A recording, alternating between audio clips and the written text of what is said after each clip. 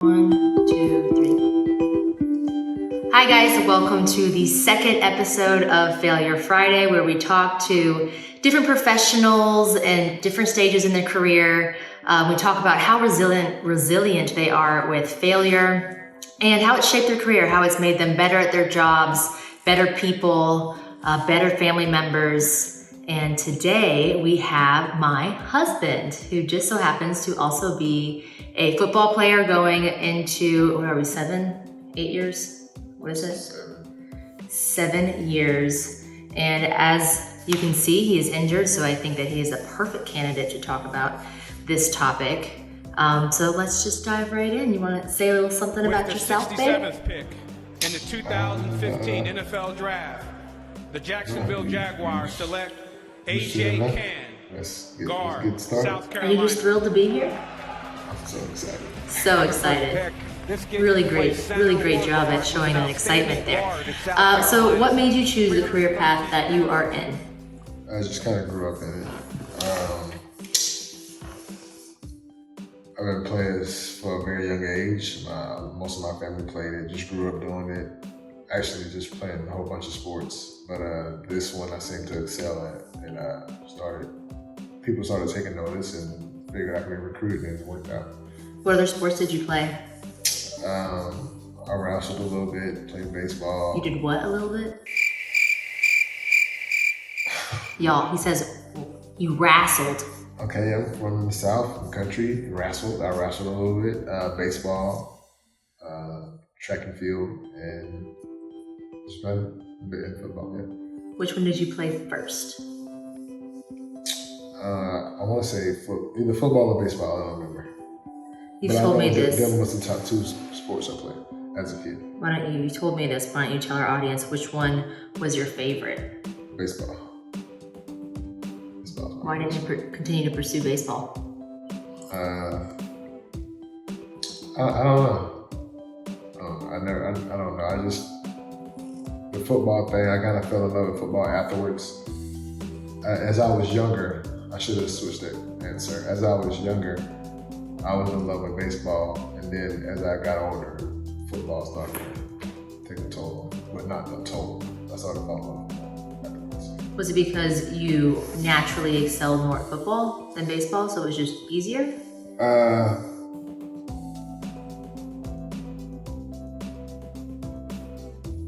I don't know, yeah, you could probably say that. Maybe football is a much smoother sport to get into. Baseball, it takes they're completely different sports. And I don't want to lie. Don't lie. This is all about transparency. No, yeah, so I'm just trying to think. I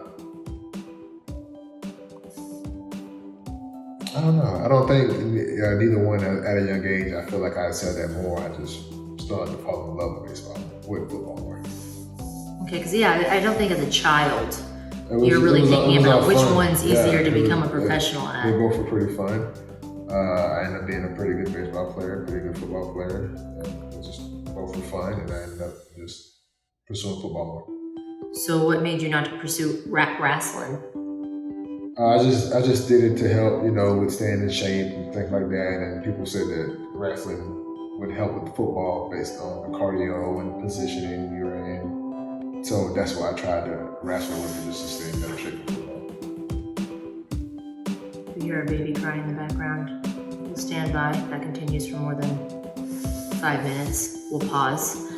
Do you remember the first time you failed in your professional career, and how did you react to it?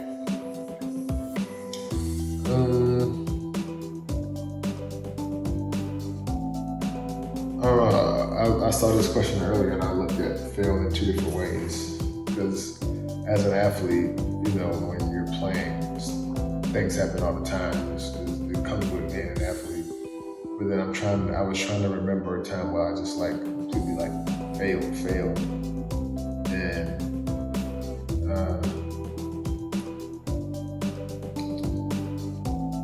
I'm trying to say maybe when I felt like I failed. I don't know, maybe when I started getting recruited, it took a long time. Because every athlete, when you're playing sports, you want to go Division I, and everybody says, Division I, it's a higher probability of making it to the NFL or professional sport in general. But nowadays, you know, if you can play, you can play. But I had the mindset of like, oh, Division I, that's the talk. And when I first started getting recruited, nobody was really recruiting me, and I felt as I have failed as a young athlete. But then after I got my first offer, you know, a couple started rolling in. I guess that was other teams like, oh, okay, this team's offering. I guess we went to, and then I started to feel much better about my situation. So I looked at that probably as a fail. It was just a situation where I felt like I had failed. That's how I look at it. What was the period of time between when you thought offers should come in and they actually started coming in? Is that 1 month, you're 2 right, months? You're right. So I'm sure a lot of young athletes are freaking out because they're like, oh, my friend got this offer, or so my teammate got this offer. Where's my offers? I don't know. I think it's just maybe that right coach or right person seeing you, because, you know, in this game, it's like, well, in the sport I played, especially in any sport, you know, there's a lot of young kids doing it, a lot of players doing it. And there's so many kids out there that's trying to get an opportunity and people are looking at them. Like sometimes guys get missed. They don't get noticed till later on in college, or they're trying out for an undrafted position in the NFL or a tryout in any other sport and they end up getting noticed. Sometimes I think it just takes that one person to notice how good an athlete is. And it took, I think mine happened in the same 2 weeks. Could have been South Carolina and Middle Tennessee, but I think Middle Tennessee is my first one. But South Carolina was my first big one. And it took just one person to notice, and then everybody else started to notice.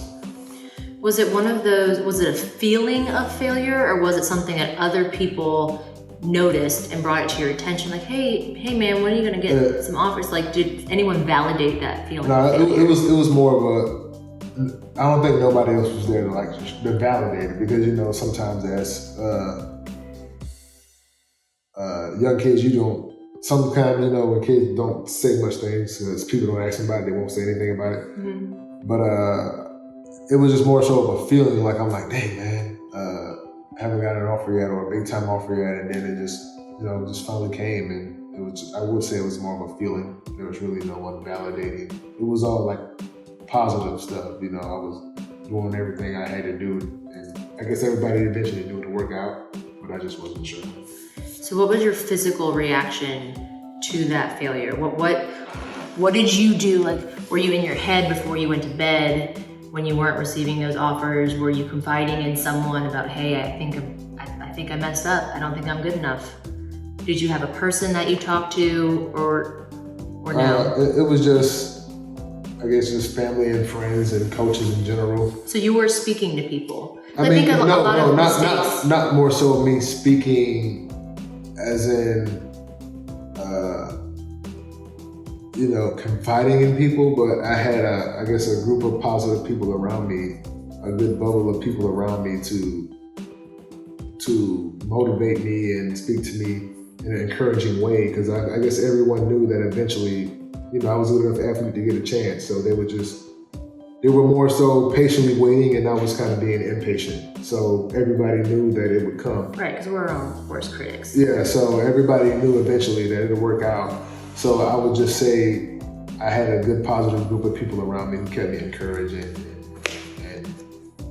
kept me focused on the task. So I think as specifically a young athlete or a young individual trying to achieve these goals, that we're not the best communicators. Specifically men. I think men struggle with it maybe more. I mean, I'm no doctor, but I think men probably struggle with it more. I think a lot of that anxiety surrounding that particular situation could have been relieved by just speaking to someone who would have then came from the perspective of emotionless, unbiased perspective, and been like, yo, give it a month, like calm down, and then maybe brought you back down to earth. But because we don't communicate, it's not natural to communicate about something like that, especially as a man, I imagine.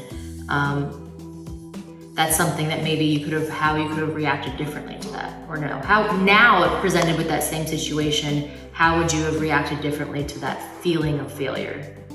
You know, and you said it, but I try not to say that. That's why I said the young kids, because I feel like when kids are younger, some kids don't say anything, but more so young men or especially men today, and you feel like you don't because it's not the manly thing to do to complain and cry about certain not situations. Complaining. But I know what you mean. It's not complaining, guys. That's just the way I said it. But it's still hard to this day, I guess, to try to say things about it. But I guess that's why you surround yourself with people you trust, I guess, like family, wives, and whoever you need to confide in to help, because I'm crappy about it and you try to beat it out of me, but I still hate I'm working on it. You have gotten a lot better, but I think communication is so key. If you don't have a wife, if you don't have a girlfriend, maybe you have a parent, maybe you have a friend who's beyond their years, communicating feelings of failure and anxiety, I think is so important because it's never as bad as we think it is, right? It's never that bad. We always get through it. I mean, how I look at failure, because I'm not perfect. When I get down on myself, I still cry and get my feelings. But if things are that bad, that means that something a lot better is just around the corner, right? Because things don't stay bad forever. Yeah, that's one of the ways you can look at it. And that's how I've looked at it plenty of times. What do you think someone could learn from your mistake? How you handle failure, and not even just this instance. What do you think a young athlete, maybe they're in college about to go to the draft, maybe they're in high school about to go to college, what do you think they could learn from how you handled this situation to help them have a more seamless transition into the next level of their career? It's a hard one. Take a moment. Yeah, I looked at this one too, and I really, because at first I was thinking, a lot of situations are different. Certain kids are put in different situations, but I don't know. What could a kid learn from my mistakes? I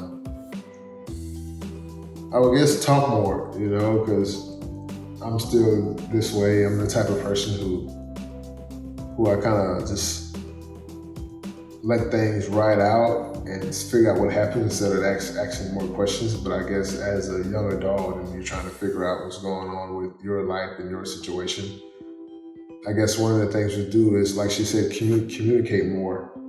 And I feel like that would maybe, put your head in a better place about where you stand in certain situations. What about journaling? I wasn't a good communicator, and I still struggle with it. And I think if you learn to be a good communicator young, you'll find out things more, and I guess it would just be easier to communicate with people. Have you ever written out, so how I deal with high anxiety situations or situations that I don't know how to react to off rip, is I write them down. Have you ever done something like that? I write down the ideal reaction.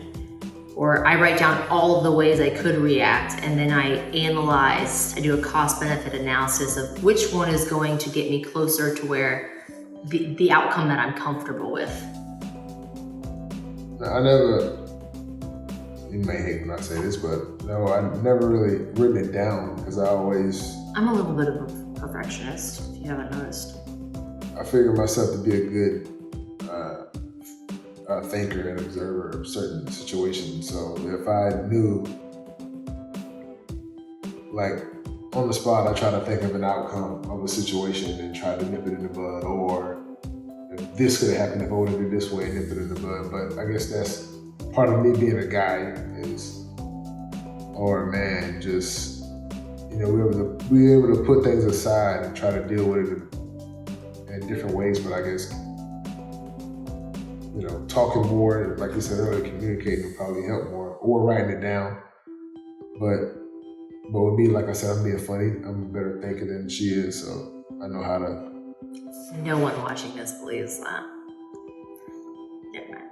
Let's touch your knee. Knee slapper. Can't do that. Okay, so I talked about journaling. What about therapy? I know that we got to a point in one season where things were getting a little bit difficult and we tried therapy. Do you think that was helpful? I'm a huge advocate of therapy, whether things are broken. I always tell my clients and I tell friends, You don't put hurricane shutters up when the hurricane's here. You prepare for hurricanes. So I'm a huge proponent of therapy. There's apps now. You can go to a person, you can do virtual. We've done therapy as a couple. I do therapy as an individual. He does it for sports. But do you think that's helpful? I don't think we've ever really talked about that. Yeah, I think it's helpful.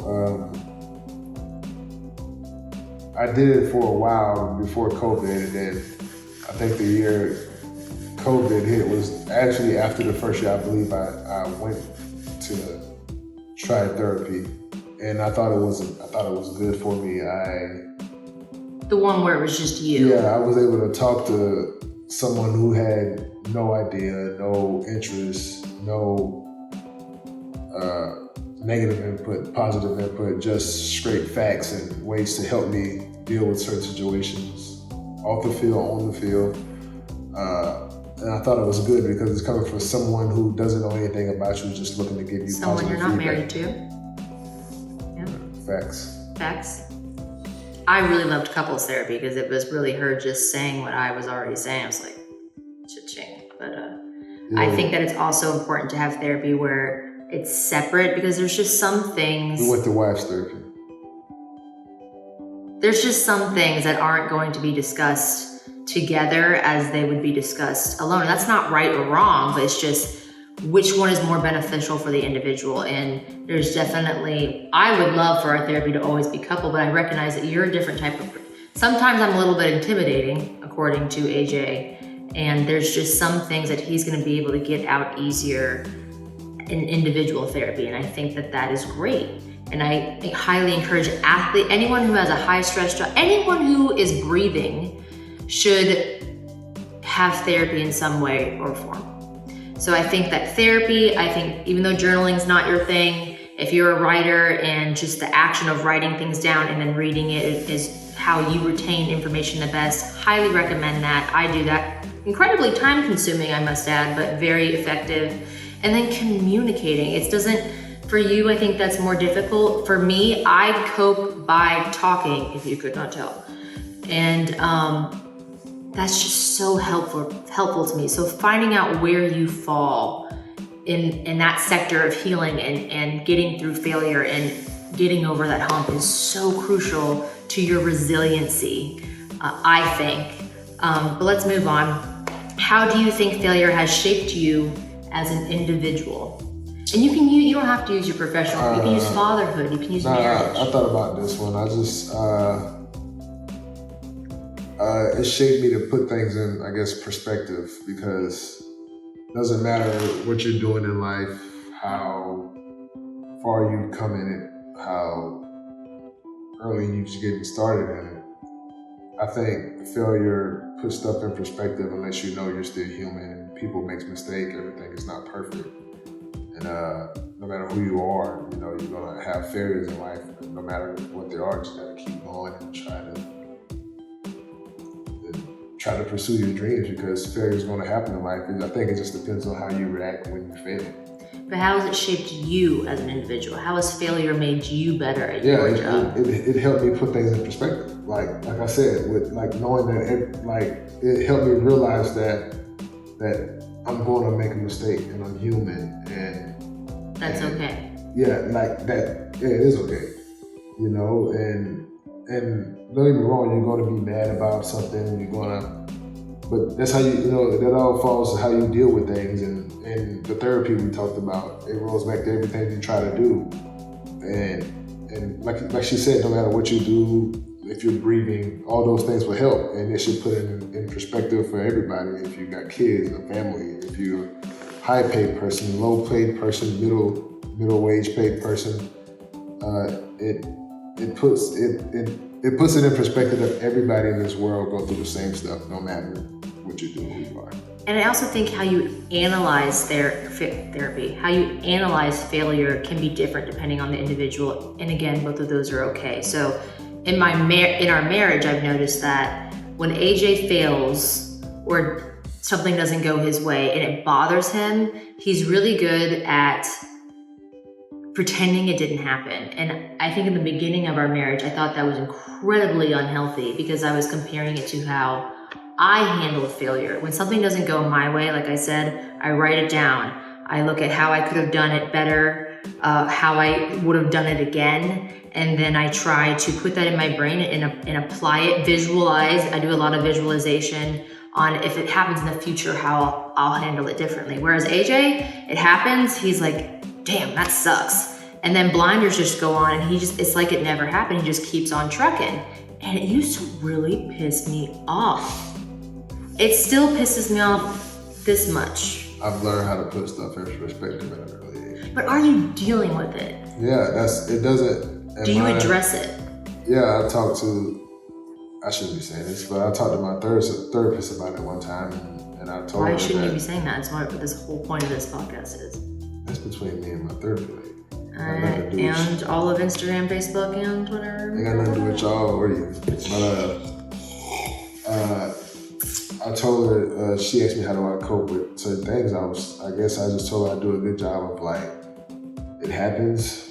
I'm like, hey, I deal with it and I try to move on, because if you don't move on, you dwell in it. And that's why I try to do a good job of putting it in a box, because everybody has those moments you want to go back and think about it, and it could, try to use it as motivation. So I put it in a little box in the bag, and like, that's where that storage at when I need to, if I'm feeling down about it, or if I'm in a place where I can think about it and go back and see how it has shaped me for the future, I go back to it. But I just try to put everything in a little spot and move on and go back when there's a right time to go back. I think that's a great perspective, and I appreciate that. I think we'll end on one last thing, and I'm curious, this is kind of going off script a little bit. I want to know how, because we haven't talked about this. This just happened, y'all. This just happened. I want to know, you might not consider this a failure, but how, this is the first time AJ's been injured in his entire, not even professional career, football in general. And I personally feel like, again, we're handling it totally different. I'm stressed out. He's acting like everything's gravy. No, I wouldn't say I'm acting like, I'm trying to put it in, I've already put it in perspective, and I did when I first, okay, I'm kind of answering your question before you. Right, so I think that's a good transition. Take us through the mindset, the mental process of how you process this injury, from the time it happened to you going back to the locker room to surgery to healing. How did you process that? Because you've been handling it amazingly well, way better than I thought you were going to handle. I'm the one who's a basket case full of anxiety.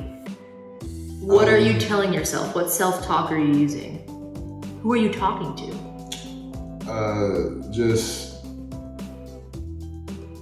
using every skill that I've been using to deal with adversity or things that happen throughout my career. I try to put it in perspective as quick as I can, and actually telling myself that, I'm an athlete and this is what I signed up for. And at first my whole thing was too, I never took it for granted that I would never get injured or stuff like that would happen. I never took that for granted, because that comes with playing the sport. Guys get hurt all the time. And I immediately put it in perspective as if dang, if I'm hurt for, a couple weeks, I'll heal up, I'll be fine. Guys hurt, I knew it was my inside of my knee. I was like, guys hurt MCLs all the time, bounce back smoothly. You felt that immediately? You knew it was your MCL? Yeah,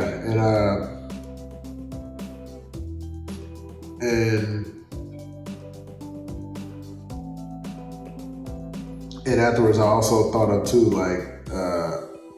mentally I was prepared to, if it's worse than I think it is, I was already mentally prepared to sit out longer than expected, because I've never missed, I missed like a game or two before, but I've never missed multiple games throughout a season, ever playing sports as a kid and growing up through middle school, high school, college. Never missed multiple games, so I was like, wow, this would be the first time I've ever had to miss multiple games in the season. If that's the case, I was trying to, put myself there in that moment. So I try to put myself in every single moment and deal with it in my head. So if I ever had to deal with it, I'll be prepared for it. And that's how I put things in perspective. I try to put it in every single perspective, that I can think of, Yeah, so that's very similar to what I was talking about with writing it down. You're just intelligent enough to do it auditory. You're probably more of an auditory learner. You can hear things and you retain it pretty well, whereas I need to write things down to really retain it, which is essentially the same. That's very interesting. No, but to be honest, I would say I'm more visual, and I just envision things. I visualize so many things all the time. So as you're thinking about that, you're envisioning it in your head. I'm a visual learner, so I try to visualize almost every situation in my life. So that's interesting. Maybe finding out how you learn best is correlated with how you process fit. So if you're a visual learner, you can visualize how you're going to come back from failure. Whereas I need to write it down, or I guess I'm kind of visual. I need to use my hands. Like even when I would take notes in school, the teacher could say whatever the hell they wanted. I had to write down my notes and then go back and I had to use my hands. You use your mind. Yeah, I like seeing, I've been playing sports. I like seeing, diagrams of plays and things like that, and in film, because sometimes when coaches talking, you may miss things, and then when I'm trying to write and listen, I get screwed up. So I can write it all, and then I can go back and look at it because that's still visual.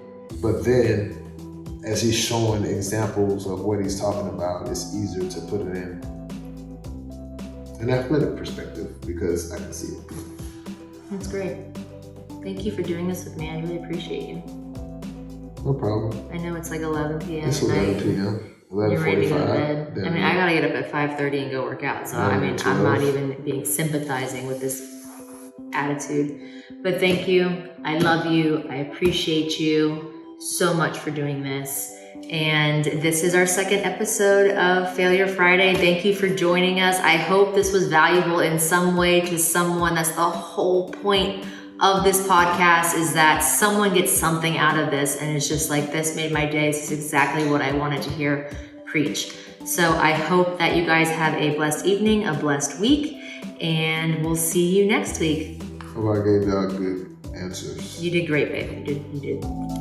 Fabulous.